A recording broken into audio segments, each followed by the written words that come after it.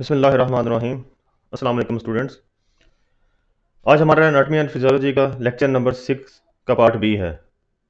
आपको याद होगा हमने सेल स्टार्ट किया था और उसके डिफरेंट ऑर्गेनेलिज पढ़े थे। आज जो बाकी ऑर्गेनेलिज हैं उसको देखते हैं। आपको याद होगा हमने सबसे पहले पढ़ा था सेल मेम्ब्रेन। सेल मेम्ब्रेन जो है वो सेल की आउटर सरफेस है या आउटर बाउंड्री है। तो वो क्या करती है, बेसिकली वो सेल को प्रोटेक्ट करती है और वो मुख्तलिफ किस्म के केमिकल्स मॉलिक्यूल्स को सेल के अंदर या बाहर आने में मदद करती है। फिर उसके बाद हमने पढ़ा था एंडोप्लाज्मिक रेटिकुलम। एंडोप्लाज्मिक रेटिकुलम दो तरह के होते हैं, रफ और स्मूथ। जो रफ होते हैं उसके ऊपर राइबोसोम्स अटैच होते हैं और जो प्रोटीन बनाते हैं वो उसकी एंडोप्लाज्मिक रेटिकुलम की जो अंदर ल्यूमन है वहाँ पे स्टोर होते हैं। जो स्मूथ एंडोप्लाज्मिक रेटिकुलम है वो लिपिड बायोसिंथेसिस करते हैं और ट्रांसपोर्टेशन करते हैं। अब हमारा जो ऑर्गेनेल है वो है राइबोसोम। राइबोसोम्स सेल के अंदर बहुत सारे टाइनी छोटे छोटे ग्रैनुलर स्ट्रक्चर्स होते हैं जिनको हम राइबोसोम्स कहते हैं। इनकी कोई मेम्ब्रेन नहीं होती। फिर इसके बाद इसके अंदर आरएनए प्रेजेंट होता है। इसकी इसका फंक्शन क्या है, इसकी टाइप्स क्या है। इसकी टाइप होती है जैसा वो फंक्शन परफॉर्म करते हैं वैसे ही इसकी टाइप होती है। फॉर एग्जांपल एंडोप्लाज्मिक रेटिकुलम में ये क्या करते हैं, प्रोटीन सिंथेसिस करते हैं। फिर दूसरी किस्म जो होती है वो होती है फ्री फ्लोटिंग राइबोसोम्स जो कि साइटोप्लाज्मिक प्रोटीन बनाते हैं। याद है मैंने पहले बताया था आपको कि एंडोप्लाज्मिक रेटिकुलम के अंदर ऊपर राइबोसोम्स लगे होते हैं जो कि प्रोटीन बना रहे हैं, और फ्री फ्लोटिंग भी होते हैं जो साइटोप्लाज्म के अंदर प्रोटीन बना रहे हैं। इसके फंक्शन क्या है? Number 1, transcription. It is formation of messenger RNA from DNA. ये डीएनए से मैसेंजर आरएनए बनाता है, तो इस प्रोसेस को ट्रांसक्रिप्शन कहते हैं। फिर अगला जो प्रोसेस है वो है translation, formation of protein. It is occur due to messenger RNA and translation RNA. दो तरह के प्रोसेस हैं प्रोटीन सिंथेसिस के। नंबर 1, डीएनए से मैसेंजर आरएनए बनना। फिर क्या है, मैसेंजर आरएनए से आरएनए बनना। तो ये इसके फंक्शन हो गए। फिर है गोल्गी apparatus। इसको हम गोल्गी कम्प्लेक्स भी कहते हैं। It is membranes organelles which is responsible for packing and lysosome formation. इसका क्या काम होता है? पैकिंग करना और लाइसोसोम फॉर्मेशन करना।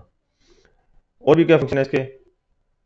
लाइसोसोम बनाना, सेक्रेटिंग सेल बनाना। फिर उसके बाद this is additional distribution centre of protein and lipid from endoplasmic reticulum to the plasma membrane, lysosome and secreting vesicle. इसका एक और फंक्शन ये है कि ये चीज़ों को डिस्ट्रीब्यूट करता है, प्रोटीन को, लिपिड को। ठीक है। फिर क्या है, इट मॉडिफाइज एन ओलिगोसैकेराइड जो कि कार्बोहाइड्रेट है उसको मॉडिफाई करता है ये। This is a site for carbohydrate and protein. ये कार्बोहाइड्रेट और प्रोटीन की सिंथेसिस में हेल्प करता है। माइटोकॉन्ड्रिया क्या है? माइटोकॉन्ड्रिया बेसिकली सेल का पावर हाउस है जहाँ से हमें एनर्जी प्रोड्यूस होती है, एनर्जी मिलती है बॉडी को, ये प्रोड्यूस करता है। अब इसकी एक आउटर मेम्ब्रेन होती है, एक इनर मेम्ब्रेन होती है, और ये लिपिड बाइलेयर की जो it is compose of two lipid bilayer protein membrane consist of 2 parts. यानी कि ये लिपिड बाइलेयर से बना होता है और इसकी 2 लेयर्स होती हैं, आउटर और इनर। ये देखें आप, इसकी स्ट्रक्चर है, ये डीएनए है, इसके अंदर राइबोसोम्स भी होते हैं, ये मैट्रिक्स है, आउटर मेम्ब्रेन है, इनर मेम्ब्रेन है। फिर इसके बाद ये क्रिस्टी है जो इसके अंदर ये बाहर है, इसे क्रिस्टी कहते हैं। It has different sizes and shape. इसकी डिफरेंट साइज और शेप होते हैं। इट इज़ मोटाइल यानी कि ये हरकत कर सकता है, आगे पीछे मूव करता है। Localise at intercellular site for maximum energy, कि ये एक जगह पर लोकलाइज होता है ज़्यादा से ज़्यादा एनर्जी देने के लिए। It is wide 0.5 to 1 micrometre and length up to 10 माइक्रोमीटर। 0.5 माइक्रोमीटर टू 1 माइक्रोमीटर इसकी लेंथ होती है, और अप टू नहीं सॉरी 0.5 to 1 माइक्रोमीटर इसकी विड्थ है, और 10 माइक्रोमीटर तक इसकी लेंथ होती है। शेप इसकी कैसी है?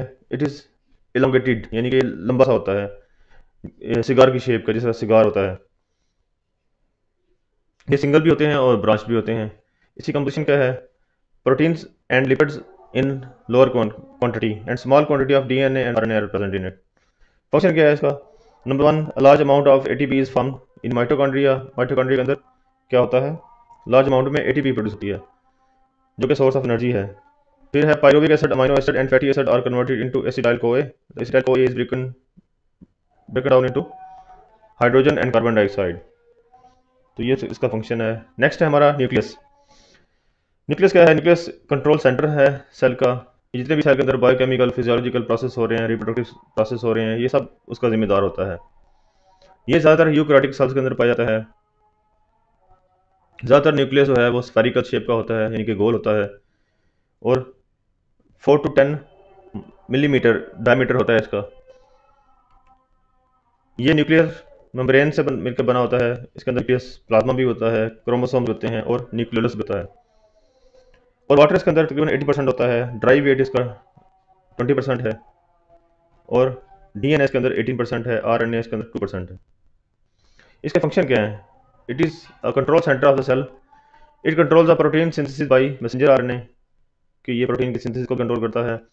It helps in hereditary material transformation, जो कि हेरिडिटरी यानी कि वरासती मादा है, वो भी जो ट्रांसफ़र होता है नेक्स्ट जनरेशन में, उसका भी ये जिम्मेदार है। It control the cell division, जो सेल एक से दो से चार सेल बनते हैं, जो रिप्रोडक्शन होती है सेल की, उसके लिए भी यही मेन काम करता है। और जितनी भी साइटोप्लाज्म के अंदर एक्टिविटी हो रही है, एनर्जी प्रोड्यूस हो रही है या किसी चीज़ की ट्रांसपोर्टेशन हो रही है, कोई चीज़ बन रही है, प्रोटीन सिंथेसिस हो रही है, बायोसिंथेसिस हो रही है लिपिड की, या कुछ भी हो रहा है, तो सबको ये कंट्रोल करता है। आज का हमारा लेक्चर इतना ही था। इस वीडियो को हमने 2 पार्ट्स में कन्वर्ट कर दिया था ताकि आप आपके लिए आसानी हो और वीडियो ज़्यादा लंबी ना हो। Thanks for watching this video. अल्लाह हाफिज़।